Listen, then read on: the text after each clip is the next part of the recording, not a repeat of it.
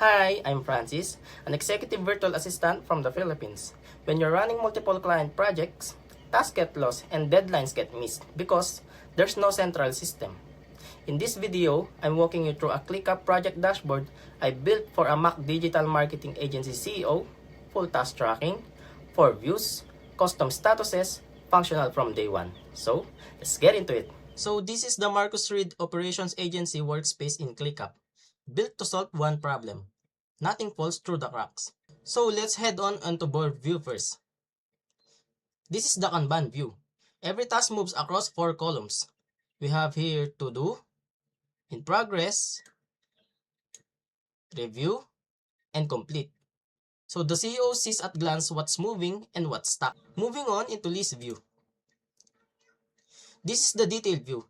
Every task has an assignee, a due date, a priority level, high, medium, or low. Nothing here is ambiguous. Everyone knows what they own.